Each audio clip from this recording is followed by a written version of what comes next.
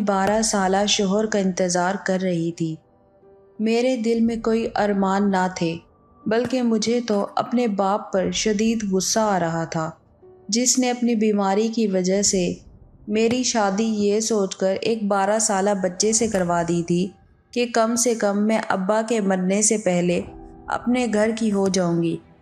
لیکن پتہ نہیں کیوں میرے باپ نے ایک دفعہ بھی میرے جذبات کے بارے میں نہیں سوچا تھا۔ ایک 12 سال کا بچہ مجھ جیسی 22 سالہ جوان لڑکی کو کیسے خوشی دے سکتا تھا؟ میں جوان تھی اور خوبصورت تھی۔ بہت سے لڑکے تھے جو مجھ سے شادی کے خواہش مند تھے، لیکن میرے باپ نے ایک 12 سالہ بچے کو میرے لیے چن کر میری زندگی برباد کر دی تھی۔ نہ ہی ابا نے میرے جذبات کی پرواہ کی تھی اور نہ ہی میری خواہشات کا کوئی خیال رکھا تھا۔ یہی سوچ سوچ کر میرا سر پھٹ رہا تھا کہ میں اس بے جوڑ رشتے کے ساتھ ساری زندگی کیسے گزاروں گی۔ میرے پاس تو واپسی کا بھی کوئی راستہ نہیں تھا۔ ابا مجھے رخصت کر کے خود تو مطمئن ہو گیا تھا، لیکن مجھے ایک ایسی جلتی ہوئی آگ میں جھونک گیا تھا جس میں شاید میں ساری زندگی ہی جھلسنے والی تھی۔ ساری رات آنسوؤں کی نظر ہو رہی تھی اور میں بے بس اور لاچار ہو کر بیٹھی ہوئی تھی۔ میں اپنی ہی سوچوں میں گم تھی کہ کمرے کا دروازہ کھلا۔ مجھے لگا تھا کہ میرا شوہر آیا ہوگا، لیکن ایک 18-19 سال کی لڑکی میرے پاس چلی آئی۔ میں اپنے سسرال میں کسی کو بھی نہیں جانتی تھی، اسی لیے اس بات سے بھی انجان تھی کہ یہ لڑکی کون ہے۔ اس کی نظریں میرے وجود پر جمی ہوئی تھیں۔ وہ میرے سامنے ہی بیٹھ گئی اور میرے ہاتھوں کو اپنے ہاتھوں میں تھام کر کہنے لگی، تم کتنی خوبصورت ہو حمیرہ، تمہارے ہاتھ پاؤں کتنے نرم و نازک ہیں۔ تمہیں تو کوئی بھی شہزادہ مل سکتا تھا، لیکن تمہارے باپ نے تمہیں میرے 12 سالہ بھائی کے ساتھ رخصت کر کے تم پر بڑا ظلم ڈھایا ہے۔ اس لڑکی کی باتیں سن کر مجھے اندازہ ہو گیا تھا کہ وہ میری نند ہے۔ وہ روایتی نندوں والا کردار ادا نہیں کر رہی تھی، بلکہ اس کے ہر انداز میں میرے لیے محبت تھی۔ اس کی باتوں نے میری آنکھوں کے ہوش نم کر دیے اور میں نے بنا کچھ کہے چند آنسو بہا کر بے مول کر دیے۔ اس لڑکی نے جلدی سے میرے آنسو پونچھے اور کہنے لگی، رونے کی کوئی بات نہیں ہے حمیرہ، میں تمہارے ساتھ ہوں۔ میرا بھائی برا نہیں ہے، وہ بھی تمہارا خیال رکھے گا، بس وہ بھی بچہ ہے، اور میرے باپ نے تمہارے ابا کی دوستی کی خاطر تم دونوں کو اس رشتے میں باندھ دیا ہے۔ تم کچھ وقت اس کے ساتھ اس رشتے کو نبھا لو، پھر ہم کچھ سوچیں گے، اور میں تمہیں اس بے جوڑ رشتے سے آزادی دلوا دوں گی۔ اس لڑکی کی باتیں سن کر مجھے جینے کی نئی امید مل گئی تھی۔ میں سوچ رہی تھی کہ میں تنہا نہیں ہوں، واقعی اگر مجھے اس رشتے سے آزادی مل جاتی تو میں اپنی مرضی سے اپنی زندگی گزار سکتی تھی۔ مجھے اپنے ابا سے کوئی امید نہیں تھی۔ میں نے سوچ لیا تھا کہ میں پلٹ کر ان کی طرف نہیں دیکھوں گی۔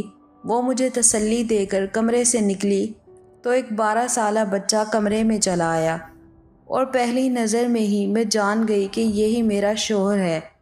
میں اسے دیکھ کر ہکا بکا رہ گئی تھی۔ اگر میرا کوئی بھائی ہوتا تو شاید وہ بالکل اس جیسا ہی ہوتا۔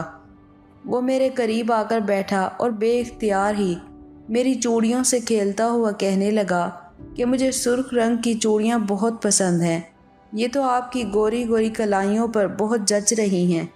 میں نے گھبرا کر اپنے ہاتھ پیچھے کھینچ لیے۔ وہ 12 سال کا بچہ تھا، لیکن میرا شوہر تھا، اور یہی سوچ کر مجھے کچھ گھبراہٹ ہو رہی تھی۔ میری اس حرکت پر اس نے مسکرا کر میری طرف دیکھا اور کہنے لگا کہ حمیرہ، آپ تو ایسے ڈر رہی ہیں جیسے میں آپ کو کھا جاؤں گا۔ آپ میری بیوی ہیں کہ آپ کو معلوم نہیں؟ ایک 12 سالہ بچے کے منہ سے اپنے لیے بیوی کا لفظ سن کر میں تو خاموش ہو گئی تھی، اور پھر میں نے کہا کہ میں بہت زیادہ تھک گئی ہوں اور لباس تبدیل کر کے سونا چاہتی ہوں۔ اس نے کوئی اعتراض نہیں کیا اور میں جلدی سے غسل خانے میں گھس گئی۔ کتنی ہی دیر میں شاور کھول کر نیچے کھڑی رہی، اپنے آنسوؤں کو پانی کے ساتھ ملاتی رہی اور اپنے دل کو ہلکا کرتی رہی۔ مجھے یوں ہی شاور کے نیچے کھڑے کافی دیر گزر گئی تھی، اور پھر اچانک ایسا لگا جیسے کسی کی نظریں میرے وجود پر جمی ہوں۔ میں نے گھبرا کر ادھر ادھر دیکھا، لیکن واش روم میں ایسی کوئی کھڑکی نہیں تھی کہ کوئی باہر سے مجھے دیکھ سکتا۔ تو کیا کمرے میں سے کوئی مجھے دیکھ رہا تھا؟ لیکن کون؟ کمرے میں تو صرف جہانگیر تھا۔ میں بہت زیادہ پریشان ہو گئی۔ میں نے جلدی سے لباس تبدیل کیا اور غسل خانے سے باہر نکلی تو میرا شوہر بستر پر گہری نیند میں سویا ہوا تھا۔ اسے سوتا دیکھ کر مجھے یقین ہو گیا کہ مجھے وہم ہوا تھا۔ اگر جہانگیر سو رہا تھا تو بھلا مجھے کون دیکھ سکتا تھا؟ میں خاموشی سے بیڈ کے دوسرے کنارے پر لیٹ گئی اور آنکھیں بند کر کے سونے کی کوشش کرنے لگی۔ سارے دن کی تھکن اور رونے دھونے کی وجہ سے میری آنکھیں اس قدر جل رہی تھیں کہ کچھ ہی دیر میں مجھے نیند آ گئی۔ لیکن آدھی رات کو مجھے کچھ عجیب سا احساس ہوا اور میں نیند میں سے گھبرا کر اٹھ بیٹھی۔ کمرے میں اس قدر اندھیرا تھا کہ مجھے کچھ بھی سمجھ نہیں آ رہا تھا۔ نہ جانے کیوں مجھے نیند میں ایسا محسوس ہوا تھا جیسے کسی نے میرے وجود پر ہاتھ پھیرا ہو۔ بڑی مشکل سے میں نے سائیڈ ٹیبل پر رکھے لیمپ کو روشن کیا اور اپنے ساتھ بستر پر پڑے جہانگیر پر نظر ڈالی، جو پہلے کی طرح ہی گہری نیند سو رہا تھا۔ شاید پھر یہ میرا وہم تھا، اسی لیے مجھے ایسا لگا تھا کہ کسی نے مجھے چھونے کی کوشش کی ہے۔ یہی سوچ کر میں نے دوبارہ لیمپ بند کیا اور سو گئی۔ لیکن صبح جب میری آنکھ کھلی تو میرا حلیہ کچھ نامناسب تھا اور ایسا لگ رہا تھا جیسے رات کسی نے میرے ساتھ چھیڑ چھاڑ کی ہو۔ میرا لباس بھی قدرے ڈھلکا ہوا تھا، مگر جہانگیر گہری نیند میں تھا۔ میں نے پریشانی کے عالم میں یہاں وہاں نظر ڈالی، سب کچھ ٹھیک ٹھاک تھا، یا مجھے بار بار وہم ہو رہا تھا، یا پھر بات کچھ اور ہی تھی۔ ایک عجیب سی پریشانی نے مجھے آ گھیرا تھا۔ میں تھوڑی دیر میں فریش ہو کر کمرے سے باہر نکلی تو سامنے ہی ڈائننگ ٹیبل پر جہانگیر کے ابا یعنی میرے سسر بیٹھے ہوئے تھے۔ مجھے دیکھتے ہی انہوں نے سر سے پاؤں تک مجھے اپنی نظروں کے حصار میں لیا اور مسکرا کر کہنے لگے، آؤ حمیرہ، میں تمہارا انتظار کر رہا تھا، چلو میرے ساتھ بیٹھ کر ناشتہ کر لو۔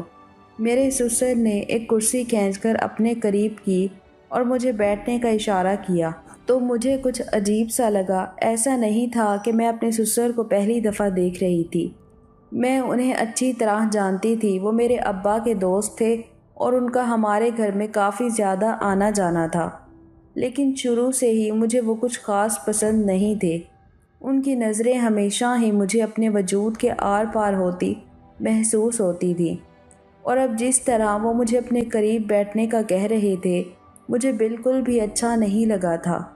میں جان بوجھ کر ان سے دور رکھی کرسی پر بیٹھ گئی اور سر جھکائے ناشتہ کرنے لگی، لیکن سارا وقت مجھے ایسا ہی لگا جیسے ان کی نظریں مجھ پر پڑی ہوئی ہوں۔ کچھ ہی دیر میں میری نند بھی آ گئی اور میرے برابر ہی بیٹھ کر میری خوبصورتی کی تعریفیں کرنے لگی، اور پھر اپنے ابا کے سامنے اس نے بڑی شرارتی سے انداز میں مجھ سے پوچھا کہ کل رات جہانگیر نے تمہیں تنگ تو نہیں کیا؟ مجھے اس سے اس سوال کی امید ہرگز بھی نہیں تھی۔ میں ایک دم ہی شرمندہ ہو گئی اور میری نظر جیسے ہی میرے سسر پر پڑی ان کے چہرے پر بھی مسکراہٹ تھی اور مجھے لگا کہ میں دوبارہ سر نہیں اٹھا سکوں گی۔ میری نند نے فوراً ہی بات بدلی اور کہنے لگی، میرے کہنے کا مقصد یہ تھا کہ جہانگیر بہت ہی زیادہ شرارتی ہے، وہ رات کو اتنی آسانی سے سوتا بھی نہیں، میں اسے بہت زیادہ کہانیاں سناتی ہوں تبھی جا کر اسے نیند آتی ہے، اسی لیے پوچھ رہی تھی کہ کہیں کل اس نے تمہیں بھی تو تنگ نہیں کیا۔ میں نے بڑی مشکل سے نفی میں سر ہلایا اور خاموشی سے اپنے ناشتے پر توجہ دینے لگی۔ میرا بس چلتا تو میں اس منظر سے کہیں غائب ہو جاتی۔ میرے سسر ناشتہ کر کے وہاں سے چلے گئے تو میری جان میں جان آئی، لیکن اچانک ہی میری نند کہنے لگی کہ ابا نے صرف تمہاری ہمدردی میں جہانگیر کا رشتہ تم سے کروایا ہے، ورنہ کوئی باپ اپنے بچے کی زندگی خراب نہیں کرنا چاہتا، اس لیے تم ابا کا خیال رکھا کرو۔ اماں کے انتقال کے بعد سے وہ بالکل تنہا رہ گئے ہیں۔ میری نند نے چائے کا ایک کپ نکال کر میرے سامنے رکھا اور کہنے لگی، ابا اپنے کمرے میں چائے پیتے ہیں، جاؤ جا کر ابا کے کمرے میں چائے دے آؤ، وہ خوش ہو جائیں گے۔ میں اس کی بات پر ایک دم ہی ہڑبڑا گئی لیکن میں اپنی نند کو انکار نہیں کرنا چاہتی تھی، اسی لیے مجبوراً میں نے چائے کا کپ اٹھایا اور اپنے سسر کے کمرے میں پہنچ گئی۔ میرے سسر بستر پر بیٹھے ہوئے تھے، مجھے بھی اپنے قریب بیٹھنے کا اشارہ کیا، نہ چاہتے ہوئے بھی مجھے ان کے ساتھ بیٹھنا پڑا۔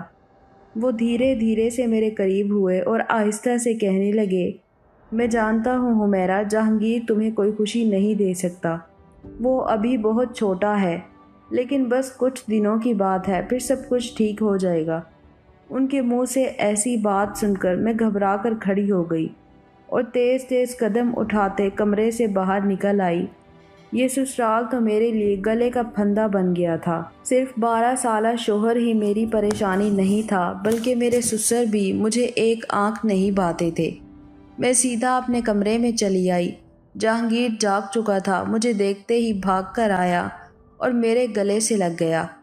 حمیرہ، آپ کہاں چلی گئی تھی؟ میں نے آپ کو کمرے میں نہیں پایا تو بہت زیادہ پریشان ہو گیا تھا۔ جہانگیر کی یہ قربت مجھے پگھلا رہی تھی۔ اس کی عمر بھلے ہی کم تھی، لیکن وہ میرا مجازی خدا تھا۔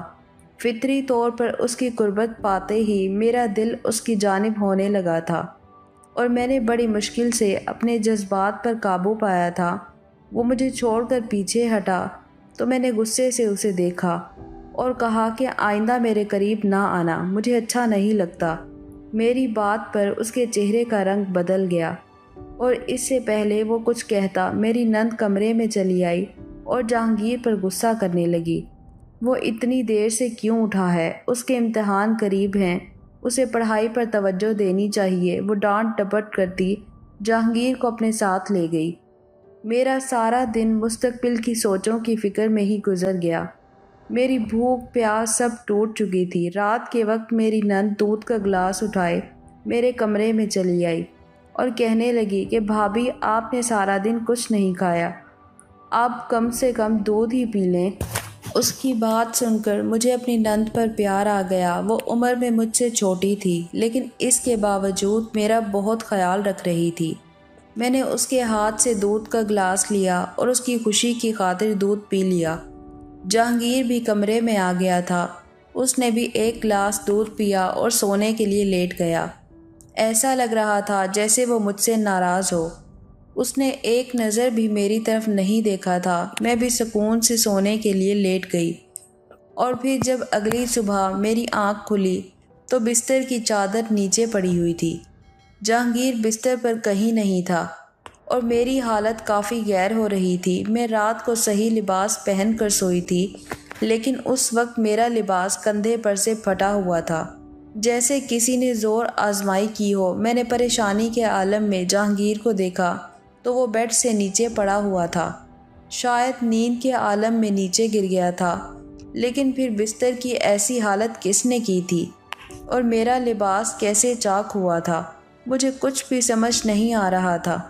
میں نے جلدی سے اٹھ کر اپنا لباس تبدیل کیا اور بستر کی حالت بہتر کر کے جہانگیر کو ہلایا تو وہ گہری نیند میں سے بمشکل آنکھیں کھول کر مجھے دیکھنے لگا۔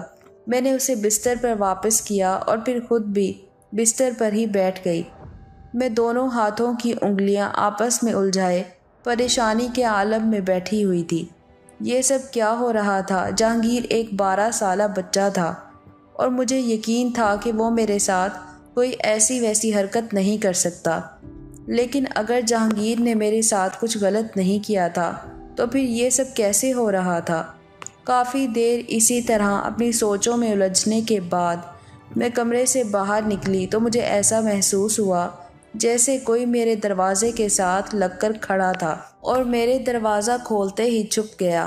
میں نے ایک سائے کو تیزی سے دور ہوتے دیکھا تھا، اور اس بات نے میرے شک کو یقین میں بدل دیا تھا۔ یہ سوچ کر میرے قدموں تلے زمین نکل گئی تھی۔ اس گھر میں جہانگیر کے علاوہ اگر کوئی مرد تھا تو وہ میرا سسر تھا، اور میں سوچ بھی نہیں سکتی تھی کہ کوئی باپ اپنے بیٹے کی بیوی کے ساتھ کوئی غلط حرکت کر سکتا ہے۔ میں اپنے ہی شوہر کے گھر میں خود کو غیر محفوظ تصور کر رہی تھی۔ باورچی خانے سے نکل کر نند میرے پاس آئی اور میرے چہرے کے اڑے ہوئے رنگ دیکھ کر کہنے لگی، بھابھی، سب خیریت تو ہے نا؟ کیا ہوا؟ آپ پریشان کیوں ہیں؟ میں نے ڈرتے ڈرتے اس کو بتایا کہ مجھے ایسا لگ رہا تھا جیسے کوئی میرے دروازے کے ساتھ کھڑا ہو یا پھر اندر جھانکنے کی کوشش کر رہا ہو۔ میری بات سن کر وہ حیران ہوئی اور کہنے لگی کہ ابا تو صبح سے ڈاکٹر کی طرف گئے ہوئے ہیں اور جہانگیر آپ کے کمرے میں ہے، میں کھانا تیار کر رہی ہوں، آپ کو یقیناً کوئی وہم ہوا ہوگا۔ میں نے اس کو یقین دلانے کی کوشش کی، میں نے خود کوئی سایہ دیکھا تھا، لیکن اس کو میری بات پر یقین نہیں آیا۔ وہ یہی کہہ رہی تھی کہ گھر میں اس کے علاوہ اس وقت اور کوئی نہیں۔ جہانگیر کو امتحانات سے ایک ہفتہ پہلے ہی اسکول سے چھٹیاں ملی تھیں اور آج اس کی آخری چھٹی تھی۔ عالیہ مجھے بتانے لگی کہ وہ پڑھائی میں بہت تنگ کرتا ہے اور اب مجھے اسے پڑھانا چاہیے۔ میں نے آہستہ آہستہ اپنی ذمہ داریاں اٹھانی شروع کی اور جہانگیر کو خود پڑھانے لگی۔ میری زیادہ تر یہی کوشش ہوتی کہ میں اپنے کمرے میں رہوں اور اپنے سسر کے ساتھ بات چیت نہ کروں۔ پتہ نہیں کیوں مجھے ان سے خوف محسوس ہوتا تھا۔ دن تیزی سے گزرتے جا رہے تھے۔ جہانگیر کے ساتھ میری کافی اچھی دوستی ہو گئی تھی۔ وہ میرے قریب بھی آتا تو مجھے گھبراہٹ یا بے چینی نہ ہوتی، میں محبت سے اس کے ساتھ پیش آتی۔ وہ ایک بن ماں کا بچہ تھا اور یہی سوچ کر میں آہستہ آہستہ اس کا خیال رکھنے لگی تھی۔ شادی کے بعد چند دن ہی مجھے کچھ غیر معمولی سی حرکتوں کا احساس ہوا تھا، لیکن اب ایسا کچھ بھی نہیں تھا اور اسی لیے میں پرسکون ہو کر اپنی زندگی گزار رہی تھی۔ میری نند سے میری کافی زیادہ دوستی ہو گئی تھی۔ وہ واقعی بہت اچھی اور محبت کرنے والی لڑکی تھی۔ اس نے میرا خیال رکھنے اور دلجوئی کرنے میں کوئی کسر نہ چھوڑی تھی۔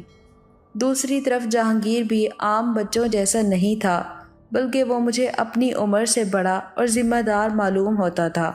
میری شادی کو یہ تیسرا مہینہ تھا۔ میری طبیعت کچھ خراب رہنے لگی تھی۔ ہر وقت چکر سے محسوس ہوتے، باورچی خانے میں جاتی تو چیزوں کی خوشبو سے جی گھبرانے لگتا، کھانا دیکھ کر طبیعت خراب ہونے لگتی۔ شروع میں مجھے لگا کہ شاید یہ سب کمزوری اور گرمی کی وجہ سے ہے، لیکن پھر ہر گزرتے دن کے ساتھ میری طبیعت نڈھال ہوتی چلی گئی، اور جب میری نند نے میری طبیعت زیادہ خراب دیکھی تو زبردستی میرا ہاتھ پکڑ کر مجھے اپنے ساتھ ڈاکٹر کے پاس لے گئی۔ ڈاکٹر نے کافی سارے سوالات کرنے کے بعد الٹرا ساؤنڈ کرنے کے لیے بھیجا، اور پھر جب الٹرا ساؤنڈ کی رپورٹ آئی تو میرے سر پر آسمان گر پڑا، کیونکہ میں حاملہ ہو چکی تھی، اور یہی بات میرے لیے ناقابل یقین تھی۔ میرا شوہر ایک 12 سال کا بچہ تھا جس کے ساتھ میرا کوئی تعلق نہیں تھا، تو پھر میں حاملہ کیسے ہو سکتی تھی؟ میں نے گھبرا کر ڈاکٹر سے کہا کہ یقیناً آپ کو کوئی غلط فہمی ہوئی ہے۔ میری بات سن کر ڈاکٹر مسکرائی اور کہنے لگی، آپ کی نئی شادی ہے نا، اسی لیے یہ خبر سن کر آپ تھوڑی پریشان ہو گئی ہیں، لیکن پریشانی کی کوئی بات نہیں، حاملہ ہونا کوئی بیماری تو نہیں ہے، یہ تو خوشی کی بات ہے۔ آپ تو خدا کا شکر ادا کریں، شادی کے تیسرے ہی مہینے آپ کی جھولی بھر گئی، ورنہ لوگ تو سالوں سال منتیں مرادیں مانگتے ہیں اور پھر بھی اولاد جیسی نعمت سے محروم رہتے ہیں۔ ڈاکٹر نے کچھ دوائیں لکھ کر میرے ہاتھ میں پرچہ تھمایا تو میں حیران اور پریشان اپنی نند کے ساتھ باہر نکل آئی۔ اس کے چہرے کی ہوائیاں بھی اڑی ہوئی تھیں اور زبان کو تالا لگ گیا تھا۔ میری آنکھوں میں بھی آنسو آ رہے تھے۔ میں نے غصے سے میری نند سے کہا کہ یہ سب کیا ہو گیا ہے؟ میرے اور جہانگیر کے درمیان تو ایسا کچھ بھی نہیں ہے، پھر میں کیسے حاملہ ہو سکتی ہوں؟ میں ہرگز بھی بد کردار عورت نہیں ہوں۔ میری نند عالیہ نے ایک گہری نظر میرے وجود پر ڈالی اور بنا کچھ کہے مجھے گھر لے آئی۔ سارا راستہ وہ خاموش رہی تھی اور مجھے لگ رہا تھا کہ میں اس کی نظروں میں قصوروار ہوں۔ مجھے ڈر تھا کہ اگر وہ بھی میرے کردار پر یقین نہیں کرے گی تو میں کہاں جاؤں گی؟ اپنے سسر سے تو مجھے ہرگز بھی کوئی امید نہیں تھی، کہیں یہ بچہ میرے سسر کا تو نہیں؟ یہ خیال آتے ہی میرے پیروں سے جان نکل گئی تھی۔ میں اور عالیہ جیسے ہی گھر میں داخل ہوئے تو سامنے ہی میرے سسر بیٹھے تھے۔ انہیں معلوم تھا کہ ہم ڈاکٹر کے پاس گئے ہیں۔ مجھے دیکھتے ہی انہوں نے فوراً میری طبیعت کے بارے میں پوچھا تو میری آنکھوں سے آنسو گرنے لگے، اور عالیہ اور میں سر پکڑ کر بیٹھ گئے، اور اس نے اپنے باپ کو میرے حاملہ ہونے کی خبر سنا ڈالی۔ اور مجھے لگا کہ میں شرم سے زمین میں دھس جاؤں گی۔ اگر یہ بچہ ان کا تھا تب میں کسی کو منہ دکھانے کے لائق نہیں رہوں گی۔ جہانگیر بچہ ضرور تھا، لیکن اتنا چھوٹا بھی نہیں تھا کہ اسے لفظ حاملہ کا مطلب سمجھ نہ آتا۔ یہ خبر سنتے ہی میرے سسر غصے میں اٹھ کھڑے ہوئے اور نفرت سے میری طرف دیکھتے ہوئے کہنے لگے کہ میں تو تمہیں بہت نیک اور پارسا سمجھ کر اپنے گھر کی بہو بنا کر لایا تھا۔ میں نے سوچا تھا کہ تمہارے مرتے ہوئے باپ کی آخری خواہش بھی پوری ہو جائے گی اور میرے بن ماں کے بچے کو تمہارا سہارا بھی مل جائے گا، لیکن تم نے تو ہمارے دامن پر داغ لگا دیا ہے۔ یہ کس کا بچہ ہے؟ تم نے کس کے ساتھ گناہ کیا ہے؟ اس سے پہلے کہ میں کوئی جواب دیتی، جہانگیر بیچ میں بول اٹھا اور کہنے لگا کہ ابا، حمیرہ ایسی نہیں ہے، آپ غلط سمجھ رہے ہیں۔ میں نے حیرت سے اس کی طرف دیکھا۔ وہ 12 سالہ بچہ آج میری حمایت میں اپنے باپ کے سامنے کھڑا ہو گیا تھا، جبکہ میں نے تو کبھی اسے پورے دل سے اپنا شوہر بھی نہیں مانا تھا۔ جہانگیر کے ابا غصے میں کہنے لگے، پھر تم بتاؤ یہ بچہ کس کا ہے؟ کیا تمہارا ہے؟ ان کے سوال پر وہ خاموش ہو گیا۔ میرے سسر غصے میں یہاں سے وہاں ٹہلنے لگے اور پھر انہوں نے ایک ایسا فیصلہ کیا جسے سن کر میرے سر پر آسمان گر پڑا۔ وہ جہانگیر سے کہہ رہے تھے کہ ابھی اور اسی وقت اس بدذات لڑکی کو طلاق دو اور اس کو یہاں سے چلتا کرو۔ اس کے ساتھ کی گئی نیکی آج ہمارے گلے کا توق بننے والی ہے۔ طلاق کا لفظ سنتے ہی میری چیخ نکل گئی اور پھر ایک ایسی بات ہوئی کہ میری روح کانپ گئی۔ میری نند عالیہ نے بتا دیا تھا کہ یہ بچہ کس کا ہے، اور اس بات نے میرے قدموں تلے سے زمین نکال دی تھی۔ وہ جانتی تھی کہ میں کس کے بچے کی ماں بننے والی ہوں، لیکن خوف کے مارے وہ خاموش تھی، اور جب اسے پتہ چلا کہ میری زندگی برباد ہو جائے گی تو اس نے سارا سچ بتا دیا۔ وہ روتے ہوئے کہنے لگی کہ وہ ایک لڑکے کو پسند کرتی تھی اور وہ لڑکا چھپ چھپ کر ملنے کے لیے آیا کرتا تھا۔ عالیہ نے اسے پورے گھر کی چابیاں دے رکھی تھیں، لیکن جب میں رخصت ہو کر یہاں آئی تو میری شادی والی رات اس لڑکے نے مجھے دیکھ لیا اور میری خوبصورتی سے بہت زیادہ متاثر ہوا۔ لیکن عالیہ کو ہرگز بھی اندازہ نہیں تھا کہ اس کی نیت خراب ہے۔ اس لڑکے نے گھر کی چابیوں سے فائدہ اٹھا کر شادی کی رات میرے کمرے میں آ کر نہ صرف غسل خانے میں مجھے شاور لیتے دیکھا، بلکہ وہ رات کو میرے ہی کمرے میں چھپ گیا اور موقع پا کر میرے ساتھ زبردستی کرتا رہا۔ لیکن میری آنکھ کھل گئی اور اسے اندازہ ہوا کہ میں کچی نیند سوتی ہوں۔ اسی لیے اس نے عالیہ کو کہا کہ وہ ہم دونوں میاں بیوی کو نیند کی دوا دے کر سلایا کریں تاکہ انہیں ملنے میں آسانی ہو، لیکن در حقیقت وہ اس بات کا فائدہ اٹھا کر مجھے استعمال کرنا چاہتا تھا، اور اس نے ایسا ہی کیا۔ عالیہ کو کچھ ہی دنوں میں پتہ چل گیا کہ اس لڑکے نے اس کو دھوکہ دے کر مجھے استعمال کیا ہے، اور اسی بات پر ان دونوں کا جھگڑا ہو گیا اور وہ اس کو ہمیشہ کے لیے چھوڑ کر چلا گیا۔ لیکن جاتے جاتے میرے دامن میں داغ لگا گیا اور آج میں اسی کے بچے کی ماں بننے والی ہوں۔ اس نے ہاتھ جوڑ کر مجھ سے معافی مانگی اور اپنے باپ سے التجا کی کہ اس کے گناہ کی سزا مجھے نہ دی جائے۔ اپنی بیٹی کا سچ جان کر میرے سسر کی جان نکل گئی تھی۔ جہانگیر مجھے سہارا دے کر کمرے میں لے آیا اور اس نے مجھے تسلی دی کہ وہ میرا ساتھ دے گا اور مجھے کوئی تکلیف نہیں ہونے دے گا۔ میرے سسر نے عالیہ کو غصے میں کمرے میں بند کر دیا تھا، لیکن وہ بیچاری تو خود دھوکے کا شکار ہوئی تھی۔ اسی لیے میں نے نہ صرف اسے معاف کر دیا بلکہ کچھ ہی عرصے میں اپنے سسر کو بھی اس بات کے لیے جس طرح میرا ساتھ نبھایا تھا میں نے اپنے سسر کو بھی اس بات کے لیے مجبور کیا کہ وہ بھی عالیہ کو معاف کر دے، اور جہانگیر نے جس طرح میرا ساتھ نبھایا تھا میں نے فیصلہ کر لیا تھا کہ میں اپنی ساری زندگی اسی کے ساتھ گزاروں گی۔ خدا کا کرنا ایسا ہوا تھا کہ میرا بچہ اگلے ہی مہینے میں ضائع ہو گیا تھا، اور پھر میں نے جہانگیر کے ساتھ ایک اچھی زندگی گزارنی شروع کر دی۔ ہمارے ارد گرد عالیہ جیسی بہت سی لڑکیاں ہیں جو کچی عمر میں جھوٹی محبت میں پھنس کر نہ صرف اپنی بلکہ اپنے گھر والوں کی زندگی بھی برباد کر دیتی ہیں۔ اسی لیے ہمیں چاہیے کہ اپنی بیٹیوں کو صحیح اور غلط کا فرق سمجھائیں اور انہیں ایسے دھوکے باز لوگوں کے چنگل سے بچائیں۔ یہ تھی ناظرین ہماری آج کی کہانی۔ کہانی اگر پسند آئی ہو تو کہانی کو لائک اور شیئر کر دیجیے گا اور میرے چینل کو سبسکرائب کر لیجیے گا تاکہ مزید اس طرح کی کہانیوں کا نوٹیفیکیشن آپ کو بر وقت ملتا رہے۔ ملتے ہیں ایک نئی ویڈیو کے ساتھ، تب تک کے لیے اپنا خیال رکھیے گا، دعاؤں میں یاد رکھیے گا۔